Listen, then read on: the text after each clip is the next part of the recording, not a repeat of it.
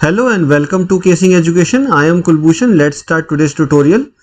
तो देखिए, आज हम देखने वाले हैं हिंदी साहित्य, जो हमारा हिंदी लिटरेचर का जो मैंने एक शुरू किया है कोर्स, उसमें हम सिलेबस अभी हमने क्या था, हमने पैटर्न देख लिया था लास्ट वीडियो में कि क्या पैटर्न रहता है, किस तरह से क्वेश्चन आते हैं, कितने क्वेश्चन आते हैं, कितने टाइम में करने होते हैं।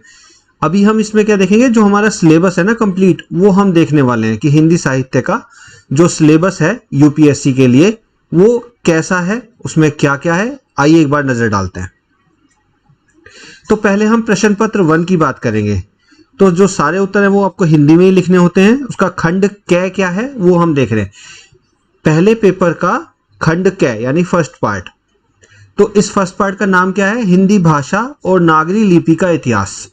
देखिए, जो हिंदी हम जो लिखते हैं ना, ये जो हिंदी जिस तरह से लिखी हुई है, इसको लिखने के तरीके को हम बोलते हैं लिपि। और ये कौन सी लिपि है? ये है देवनागरी लिपि, तो जिसको हम नागरी लिपि भी बोलते हैं। तो हिंदी भाषा और नागरी लिपि का इतिहास हम इसमें पढ़ने वाले हैं। तो क्या क्या टॉपिक्स हैं एक बार देख लेते हैं हम।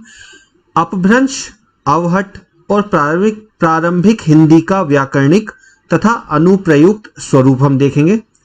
मध्यकाल में ब्रज और अवधी का साहित्यिक भाषा के रूप में विकास कैसे हुआ, जो ब्रज भाषा है वो कैसे विकसित हुई, अवधी भाषा कैसे विकसित हुई, ये हम लोग देखने वाले हैं। सिद्धनाथ साहित्य, खुसरो, संत साहित्य, माफी कीजिएगा, संत साहित्य, रहीम आदि कवियों के बारे में हम पढ़ेंगे। और दक्षिणी हिंदी हम देखेंगे क्या है। दक्षिणी हिंदी में खड़ी बोली का प्रारंभिक स्वरूप हम देखेंगे। 19वीं शताब्दी में खड़ी बोली और नागरी लिपि का विकास कैसे हुआ। हिंदी भाषा और नागरी लिपि का मानकीकरण। मानकीकरण का मतलब ये होता है कि स्टैंडर्डाइजेशन, मतलब कि इसमें कौन कौन से रूल फॉलो होंगे, हम इसको कैसे लिखेंगे, इसके अक्षरों को हम कैसे बोलेंगे। तो उन सब का जो स्टैंडर्डाइजेशन होता है ना, उसको हम बोलते हैं मानकीकरण। तो हिंदी भाषा और नागरी लिपि का मानकीकरण या स्टैंडर्डाइजेशन कैसे हुआ, कैसे वो एक परफेक्ट और एक कंप्लीट भाषा बनी। स्वतंत्रता आंदोलन के दौरान राष्ट्रभाषा के रूप में हिंदी का विकास कैसे हुआ। भारतीय संघ की राजभाषा के रूप में हिंदी का विकास कैसे हुआ। हिंदी भाषा का वैज्ञानिक और तकनीकी विकास कैसे हुआ। देखिए, वैज्ञानिक और तकनीकी विकास से मतलब यहाँ पे ये है कि लिखने, बोलने, पढ़ने के लिए अब क्या क्या नई टेक्नोलॉजी इसमें विकसित हो गई हैं। हिंदी की प्रमुख बोलियां क्या हैं और उसका आपस में संबंध क्या है। नागरी लिपि की प्रमुख विशेषता क्या है और उसके सुधार के प्रयास तथा मानक हिंदी का स्वरूप क्या है। मानक हिंदी की व्याकरणिक संरचना हम देखेंगे इसमें। खंड ख यानी कि दूसरा पार्ट शुरू होता है पेपर 1 का। ये क्या है? हिंदी साहित्य का इतिहास। जैसे ये जो खंड क है, ये क्या है? भाषा और लिपि का इतिहास। अभी हम खंड ख क्या है? साहित्य का इतिहास, यानी साहित्य लेखन की जो परंपरा है, साहित्य लेखन का जो विकास है वो कैसे हुआ, वो इतिहास क्या है, वो हम इसमें देखेंगे। तो हिंदी साहित्य की प्रासंगिकता और महत्व तथा हिंदी साहित्य के इतिहास लेखन की परंपरा हम इसमें देखेंगे। हिंदी साहित्य के इतिहास के निम्नलिखित 4 कालों की साहित्यिक प्रवृत्तियां। आदिकाल, जिसमें क्या है? सिद्धनाथ और रासु साहित्य है। प्रमुख कवि कौन कौन से थे? चंद्रवरदाई, खुसरो, हेमचंद, विद्यापति। भक्ति काल हम देखेंगे।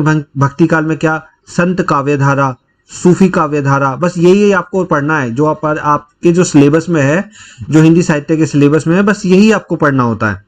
संत काव्यधारा, सूफी काव्यधारा, कृष्ण भक्ति धारा और राम भक्ति धारा। इसके प्रमुख कवि कौन है? कबीर, जायसी, सूर और तुलसी। फिर आते हैं रीति काल पे। रीति काव्य, रीतिबद्ध काव्य, रीति मुक्त काव्य। इसके कवि कौन कौन है? केशव, बिहारी, पद्माकर और घनानंद। फिर आता है आधुनिक काल। आधुनिक काल में नवजागरण, गद्य का विकास कैसे हुआ, भारतेंदु मंडल क्या था। इसके प्रमुख लेखक कौन है? भारतेंदु, बालकृष्ण भट्ट और प्रताप नारायण मिश्र। फिर उसमें क्या है? आधुनिक हिंदी कविता की प्रमुख प्रवृत्तियां क्या हैं, किस किस्म में? छायावाद में। प्रगतिवाद क्या है, प्रयोगवाद क्या है, नई कविता क्या है, नवगीत क्या है, समकालीन कविता क्या है, जनवादी कविता क्या है। इसके प्रमुख कवि कौन है? मैथिली शरण गुप्त, जयशंकर प्रसाद, सूर्यकांत त्रिपाठी निराला, महादेवी वर्मा, रामधारी सिंह दिनकर, सच्चिदानंद वात्स्यायन अज्ञेय, गजानंद माधव मुक्तिबोध और नागार्जुन। चलिए, तो इसमें फिर तीसरा पार्ट क्या कहता है? कथा साहित्य। कथा साहित्य में क्या है, हम पढ़ेंगे उपन्यास और यथार्थवाद क्या है, हिंदी उपन्यासों का उद्भव और विकास कैसे हुआ, इसके प्रमुख उपन्यासकार कौन है, प्रेमचंद, जैनेन्द्र, यशपाल, रेणु, भीष्म साहनी। और उसके बाद आता है हिंदी कहानी का उद्भव और विकास कैसे हुआ, प्रमुख कहानीकार कौन है, प्रेमचंद। हम सभी जानते हैं कि हिंदी कहानी में जो प्रेमचंद का योगदान है वो वैसा योगदान बहुत कम लोगों का है। प्रेमचंद, जयशंकर प्रसाद, सच्चिदानंद वात्स्यायन, अज्ञेय, मोहन राकेश और कृष्णा सोबती। नाटक और रंगमंच की अगर हम बात करें तो हिंदी नाटक का उद्भव और विकास कैसे हुआ, और नाटककार कौन कौन से पढ़ने हैं, हमें पढ़ने हैं भारतेंदु, जयशंकर प्रसाद, जगदीश चंद्र माथुर, राम कुमार वर्मा, मोहन राकेश। और हिंदी रंगमंच का विकास कैसे हुआ। अगला आता है आलोचना। आलोचना में हिंदी आलोचना का उद्भव और विकास कैसे हुआ, सैद्धांतिक, व्यवहारिक, प्रगतिवादी, मनोविश्लेषणवादी आलोचना और नई समीक्षा। प्रमुख आलोचक कौन कौन रहे जो हमें पढ़ने हैं, रामचंद्र शुक्ल, हजारी प्रसाद द्विवेदी, रामविलास शर्मा और नगेंद्र। हिंदी गद्य की अन्य विधाएं क्या हैं, ललित निबंध, रेखा चित्र, संस्मरण, यात्रा वृतांत, ये सारी चीजें भी हमें पढ़नी है। अब आते हैं प्रश्न पत्र 2 में। तो प्रश्न पत्र 2 में क्या है, आइए देख लेते हैं। इसमें भी उत्तर हिंदी में आपको लिखने होंगे। अच्छा, खंड क में अगर हम देखें तो कबीर है, कबीर ग्रंथावली हमें जिसमें पढ़नी है, शुरुआत के 100 पद हमें पढ़ने हैं। संपादक कौन है इसके, श्याम सुंदर दास। सूरदास हमें पढ़ना है, सूरदास का ब्रह्म गीत सार पढ़ना है, शुरुआत के 100 पद पढ़ने हैं, संपादक हैं रामचंद्र शुक्ल। तुलसीदास हमें पढ़ना है, तुलसीदास की रामचरितमानस पढ़नी है हमें, सुंदरकांड। कवितावली पढ़नी है, उत्तरकांड। और जायसी में पद्मावत हमें पढ़ना है, और संपादक कौन है, श्याम सुंदर दास। बिहारी हमें पढ़ना है, बिहारी रत्नाकर, शुरुआत के 100 दोहे हमें पढ़ने हैं, संपादक हैं जगन्नाथ दास रत्नाकर। मैथिली शरण गुप्त, भारत भारती पढ़नी है इनकी। जयशंकर प्रसाद की कामायनी पढ़नी है, ये तो बहुत ही फेमस है। सूर्यकांत त्रिपाठी निराला की राग विराग पढ़नी है। राम शक्ति की पूजा और कुकुरमुत्ता, इसमें 2 चीज़ें आपके सिलेबस में हैं, संपादक हैं रामविलास शर्मा। रामधारी सिंह दिनकर, कुरुक्षेत्र पढ़नी है आपको। अज्ञेय का आंगन के पार द्वार, असाध्य वीणा, मुक्तिबोध का ब्रह्म राक्षस पढ़ना है। नागार्जुन का बादल को घिरते देखा है, आकाल और उसके बाद, हरिजन गाथा, ये नागार्जुन में पढ़ना है आपको। खंड ख की अगर हम बात करें तो भारतेंदु के हमें एक रचना पढ़नी है, भारत दुर्दशा। मोहन राकेश की आषाढ़ का एक दिन। रामचंद्र शुक्ल की चिंतामणि भाग 1। कविता क्या है, श्रद्धा और भक्ति, ये वाला इसमें हमें कवर करना है। निबंध निलय, जिसके संपादक हैं डॉक्टर सत्येंद्र, माफ कीजिएगा, बालकृष्ण भट्ट, प्रेमचंद, गुलाब राय, हजारी प्रसाद द्विवेदी, रामविलास शर्मा, अज्ञेय, कुमारनाथ राय।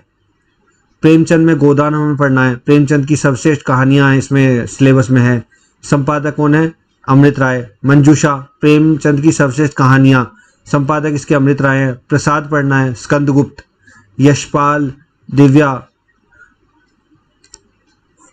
फणीश्वर नाथ रेणु का पढ़ना है हमें, मैला आंचल, ये भी काफ़ी फेमस रचना है। मन्नू भंडारी की महाभोज, एक दुनिया समानांतर, सभी कहानियां पढ़नी है, संपादक हैं इसके राजेंद्र यादव। तो देखिए ये था हमारा सिलेबस जिसको हमने एनालाइज किया है, ठीक है। हमने इसको पढ़ा, हमने इससे समझा कि हमारा सिलेबस में एक्चुअल में है क्या क्या। देखिए हिंदी साहित्य की जब हम तैयारी शुरू करते हैं यूपीएससी में, किसी में भी, तो हमें क्या लगता है कि जितना भी साहित्य लिखा गया है वो सब हमें कवर करना है, लेकिन ऐसा नहीं है। देखिए यूपीएससी का मतलब सब कुछ नहीं होता, एवरीथिंग बिलो द सन, ऐसा कुछ नहीं है। होता क्या है कि हमें सिलेबस अगर सही से पता होगा तो हम उसके अनुसार हमारी तैयारी एक तो जल्दी होती है, टू द पॉइंट होती है।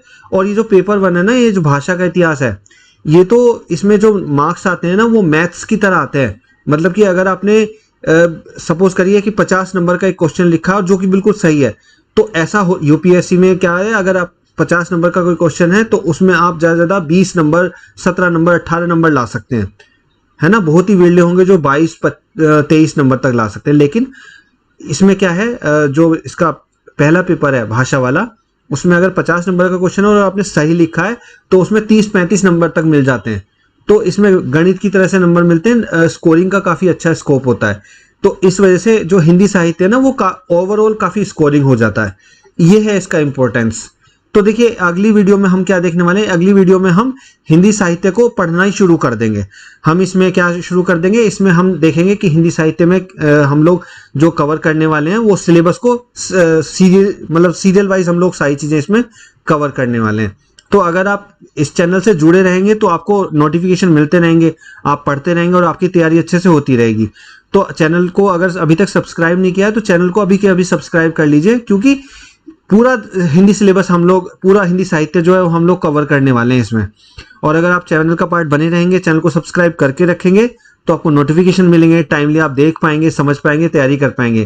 क्योंकि आपको भी पता है कि जो यूट्यूब पे जो फ्री कंटेंट है हिंदी साहित्य का वो कुछ खास नहीं है। तो अगर आप सिलसिलेवार तैयारी करना चाहते हैं, आपकी जो आर्थिक स्थिति है वो आपको अलाउ नहीं करती कि आप महंगे इंस्टीट्यूट में जाकर पढ़ें या महंगे महंगे कोचिंग से ऑनलाइन आप कोचिंग लें या बहुत सारी किताबें लाके आप पढ़ें, तो देखिए किताबें पढ़ना बुरा नहीं है, किताबें तो आपको लेनी चाहिए, किताबें तो आपको पढ़नी चाहिए, लेकिन हिंदी साहित्य में एक सिलसिलेवार तैयारी हो, इसकी कोशिश मेरी रहेगी। तो जल्दी से चैनल को सब्सक्राइब कर लीजिए। वीडियो अच्छी लगी है तो लाइक और शेयर कर दीजिए। इस वीडियो में इतना ही। Thank you so much. जय हिंद।